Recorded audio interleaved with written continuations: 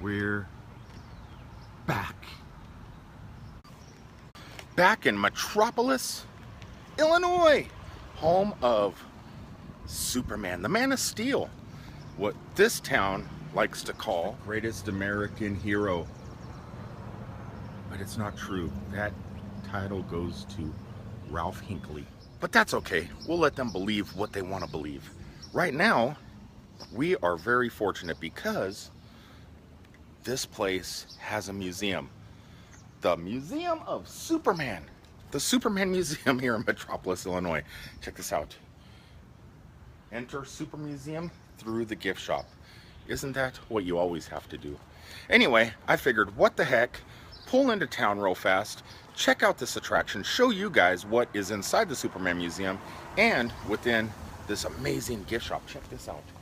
We got the booth of Superman, the phone booth, where he changes from mild-mannered Clark Kent into the superhero we both know and love. Check this out. Check out this building. This could be possibly the world's greatest superhero themed store in the country. There we go. Would you look at that? A super pogo stick. Check. That is just super. This place is pretty amazing, pretty huge. This is not the museum. This is the store, the gift shop, if you will. Not only do they have a lot of DC superhero stuff, but they also have Power Rangers. That's a real Superman right there. Whoa, look at that.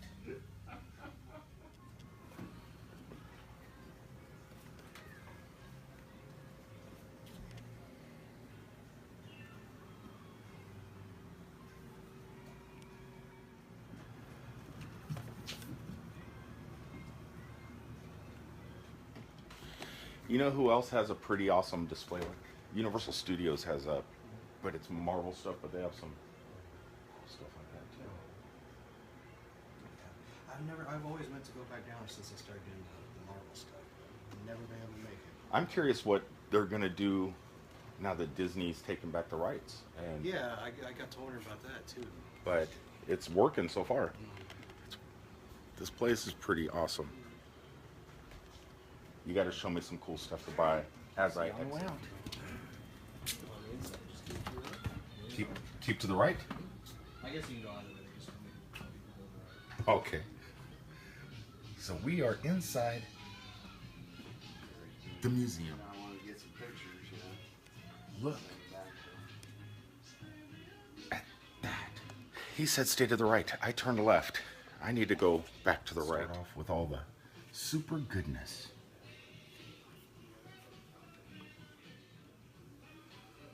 That's the real Lois Lane. That's the Lois Lane I grew up with. And this is actually my Superman.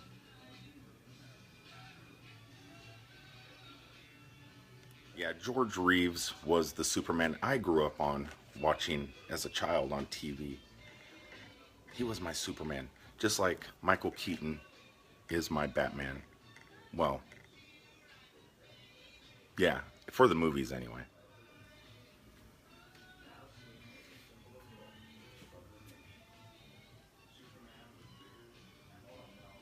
So they have a whole room dedicated to George Reeves and his work at the Daily Planet as Clark Kent. Look at that. A Daily Planet pass. A press pass. So this dagger is an actual prop.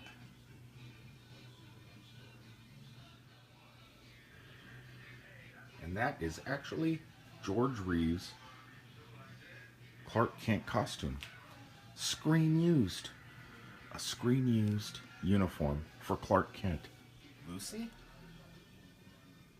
I don't know if we're allowed back here, I think you're supposed to stay on that side, but George Reeves' actual Superman costume is back here. That's it.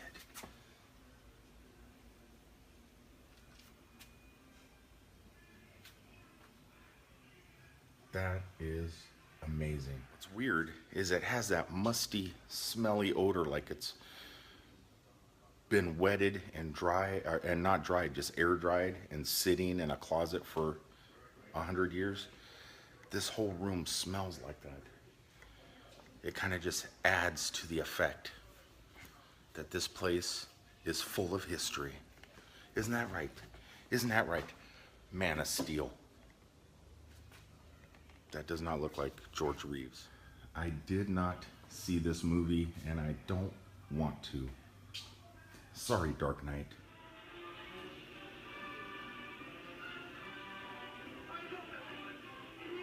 Provided the voice of the Man of Steel. This is the job for Superman. While radio actress Joan Alexander played feisty girl reporter Lois Lane. What have you done with this? Pretty good animation if you think about it. Just It's the best, man. but like millions of little single sheet drawings. It's pretty good. That's like what Disney would do for full-length animation movies. Nowadays, it's nothing like that. Look at the cartoon and that first actor, he actually looks a lot like the first cartoon. Definitely cartoons were better drawn and put together in the old days. Check this out. Lots of movie props here too.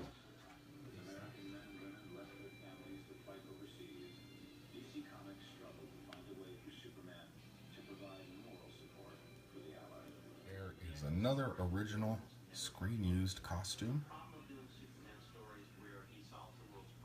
Look at this place. It was a wise choice on DC's part. You could send Superman overseas and wipe off the Nazi menace and Look at that. Superman saved Marilyn Monroe.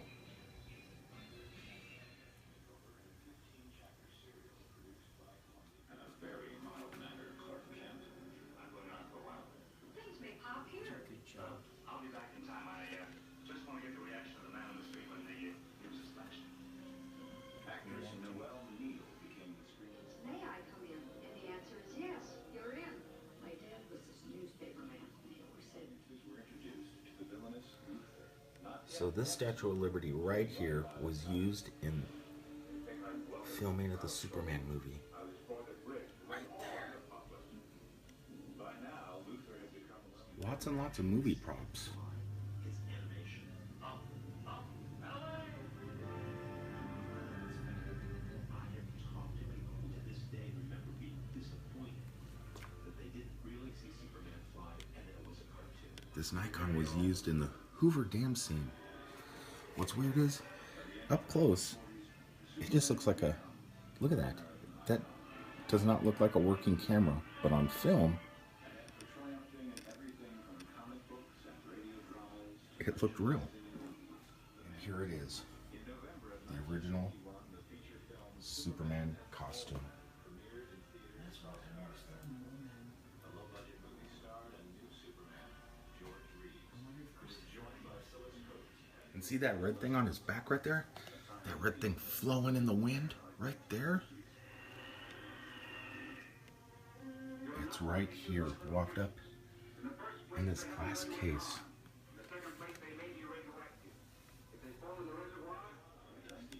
Krypton power crystals, circa 1978. Right there. In the adventures of Superman, George Reeves returned as the Man of Steel. Look, And so did Phyllis Coates as I never read the whole thing. Check this out. The spacesuit was worn in the U.S. astronaut that encountered U.S. Russia, or not Russia, what am I doing? Sarah Douglas. Do you recognize the astronaut's face? It's Sylvester Stallone. It's Rocky. Superman actor Jack Larson. Original Superman costume circa 1978, worn by Christopher Reeves. Right here.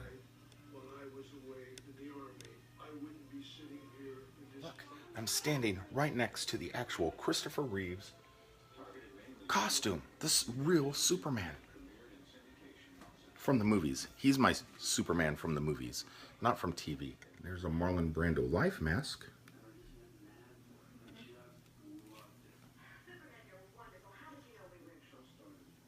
We have Superman's flying harness right there. Yes, it's true. So when Superman got lazy during the filming, I mean all the craft services and all the food and stuff like that, he didn't want to fly around. So what they would do is they would lock him in this harness right here. This is the flying harness from the 1978 movie. Superman got lazy.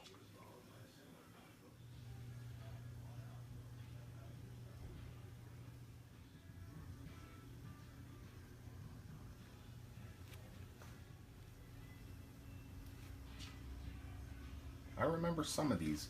I had the bop bag. Rock'em Sock'em. This is an actually screen-used phone booth from 1946. Or 48. Boy, my dyslexia today.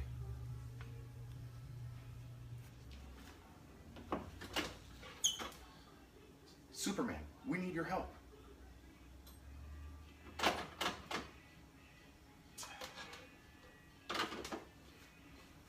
He's on another call. I stood in the original phone booth from 1948 as Superman and tried to make a call. Bucket list item checked. This is pretty creepy.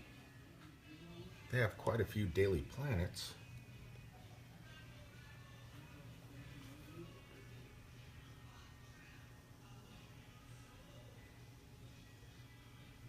Upskirt shot. Did not mean to do that, guys. Original and authentic Superman and Ultra Woman.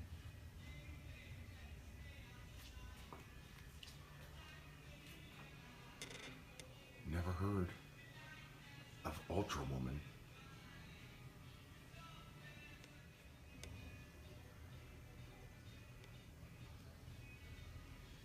Another Terry Hatcher dress.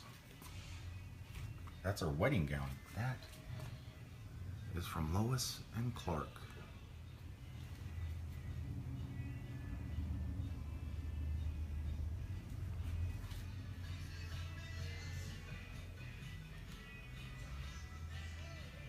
Times when Superman had to deal with some pretty bad hombres.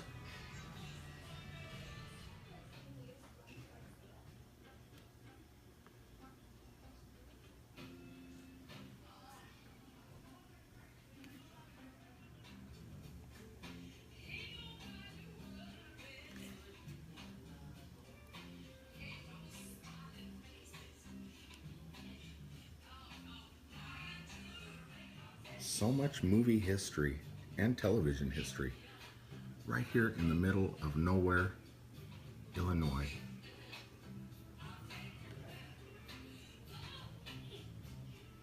So the original Superman TV series was the longest running series in history, right behind I Love Lucy. It was the very first TV series to be filmed in color also.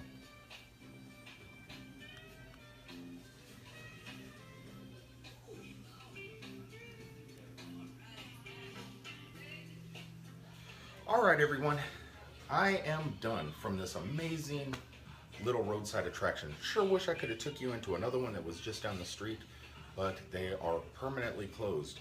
But the owners of this place do own that, so I am going to do my best to talk to them eventually and be able to go inside the Hollywood Museum. So hopefully keep your fingers crossed in one of the next few videos coming down the road. Maybe we might be able to go into an old abandoned Hollywood museum. But for right now, from the Superman Museum in Metropolis, Illinois, I will talk to you guys on the next one. I love you all. Peace out, everybody. Peace. Have a super day.